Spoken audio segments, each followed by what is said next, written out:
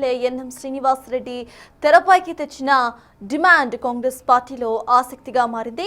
ప్రతి నియోజకవర్గానికి అభివృద్ధి కోసం ఏడాదికి 25 కోట్ల రూపాయల నిధులు ఇవ్వాలని అంటున్నారు. ఇందులో రాజకీయం లేదని స్పష్టం చేస్తున్నారు. అయినా తెలంగాణలో గ్రామాలు బతకాలని చెబుతున్నారు. ప్రజలకు సేవలు చేయాలంటే నిధులు ఉండాలని అంటున్నారు. 10 ఏళ్ల బీఆర్ఎస్ పాలనలో అంతా అరాచకాలే జరిగాయని ఫైర్ అయ్యారు. బీఆర్ఎస్ మోడల్ అట్టర్ ఫ్లాప్ అయిందంటున్న ఎమ్మెల్యే ఎన్ఎం శ్రీనివాస్ రెడ్డితో మా ప్రతినిధి హేమ ఫేస్ టు ఫేస్.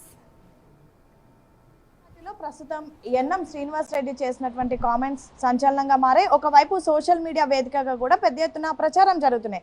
అసలు ఆ రోజు జరిగిన సిచ్యువేషన్ ఏంటి, ఆ కామెంట్స్ వెనుకున్నటువంటి అర్థం ఏంటి అడిగి తెలుసుకుందాం. సరే, ఏంటి నిజంగా పెళ్లిళ్లకు ఫంక్షన్లకి ఎమ్మెల్యేలు అంతా కూడా పరిమితం అయిపోయారా? అభివృద్ధి కార్యక్రమాలు జరగడం లేదా? వాస్తవంగా నేను లేవనెత్తిన అంశం ఏంటి అంటే, తెలంగాణ రాష్ట్రం వచ్చిన తర్వాత బీఆర్ఎస్ పార్టీ 10 ఏళ్ల పరిపాలనలో డీసెంట్రలైజేషన్ కావాల్సిన తెలంగాణ అడ్మినిస్ట్రేషన్ సెంట్రలైజ్ అయింది. గతంలో జిల్లా స్థాయిలో నిర్ణయాలు జరుగుతూ ఉండే, మంత్రుల స్థాయిలో నిర్ణయాలు జరుగుతూ ఉండే, ఫండ్స్ ఫ్లో అనేది ఒక సిస్టమ్ ప్రకారం పోతూ ఉండే, జిల్లాలో ట్రెజరీ ఆఫీసుల్లోకి డిపార్ట్మెంట్ల డబ్బులు వస్తూ ఉండే. కానీ రాను రాను కేసీఆర్ పాలనలో మొత్తం కూడా సెంట్రలైజ్ అయిపోయి ముఖ్యమంత్రి గారు చెప్తే తప్ప, ఫైనాన్స్ మినిస్ట్రీలో ఫైనాన్స్ సెక్రటరీ గారు మీటర్ నొక్కితే తప్ప రూపాయి కూడా కిందికి పోలేని పరిస్థితి ఉంది. మున్సిపాలిటీలకు వచ్చే నిధులు కూడా కేంద్ర ప్రభుత్వం నుంచి వచ్చే నిధులను కూడా డైవర్ట్ చేసి వేరే పథకాలకు మళ్లించిన చరిత్ర.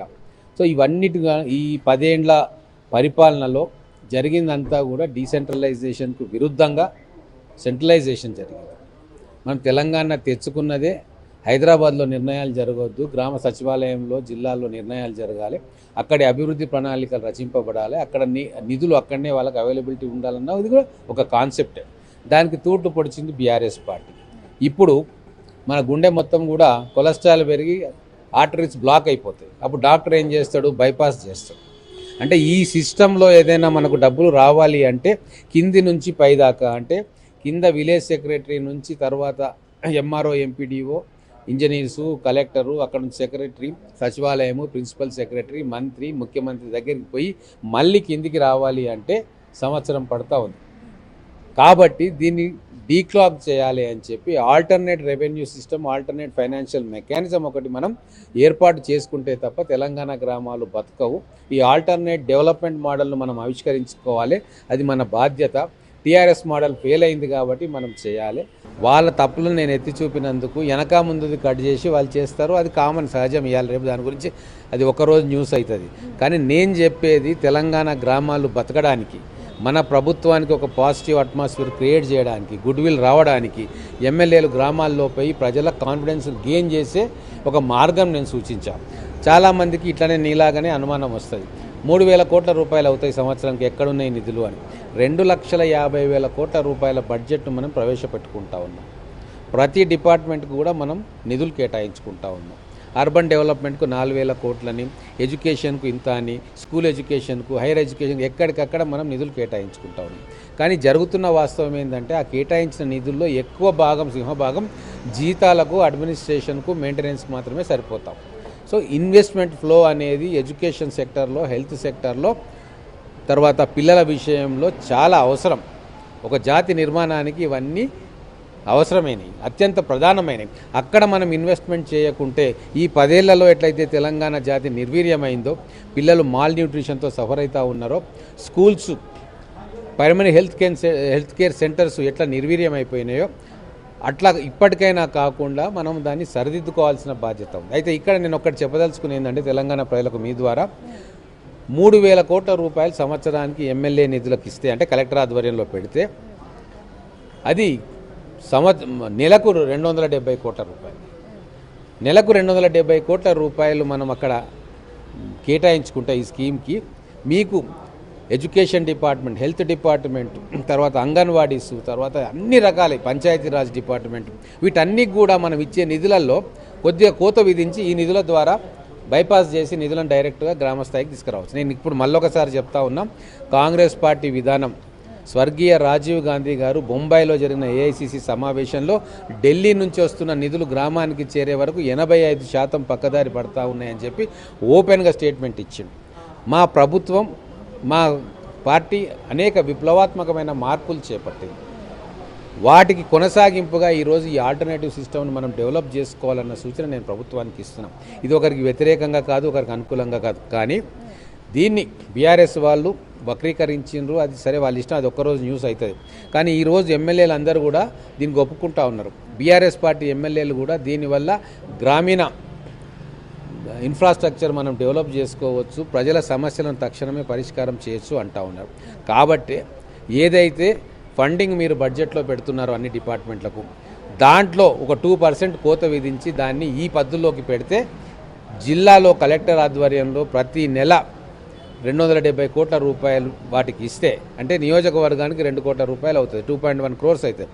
అది అక్కడ పెడితే ఖచ్చితంగా ప్రజల సమస్యలు అన్నింటినీ కూడా మనం పరిష్కారం చేస్తాం. అంటే ప్రధానంగా మీరు చెప్పింది ప్రజల సమస్యలు అన్ని వాళ్ళకు మంచి జరగవచ్చు. కానీ ప్రస్తుతం రాష్ట్ర ఆర్థిక వ్యవస్థ మీకు తెలుసు, ఒక సీనియర్ నాయకులుగా ఉన్నారు, పార్టీలు ఎమ్మెల్యేగా ఉన్నారు. సో ఇలాంటి సమయంలో మీరు ఇలా మాట్లాడడం ఖచ్చితంగా ఇది ప్రతిపక్షాలకు ఆయుధాలుగా మారుతుందని మీ పార్టీ నేతలే చెప్తున్నటువంటి సిచ్యువేషన్. ఒకటండి, మనకు ప్రతిపక్షమైన అధికార పక్షమైన మనం ప్రజలకు జవాబుదారీగా ఉండాలి.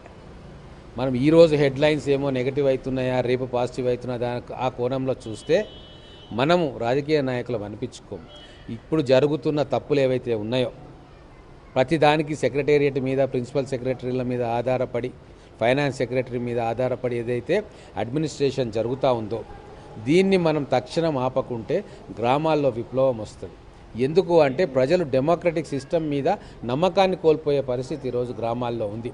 అది నమ్మకాన్ని సరిచేయాల్సిన బాధ్యత 150 ఏళ్ల చరిత్ర గల కాంగ్రెస్ పార్టీకే సాధ్యమవుతుంది. కాబట్టే గత 10 సంవత్సరాలుగా వారు చేసిన తప్పులను, దుర్మార్గాలను అరికట్టి ఒక కొత్త పంతాలో మనము మన ప్రజలకు వాళ్ళ అవసరాలను తీర్చగలిగే సాధనాలను సమకూర్చుకోవాలి.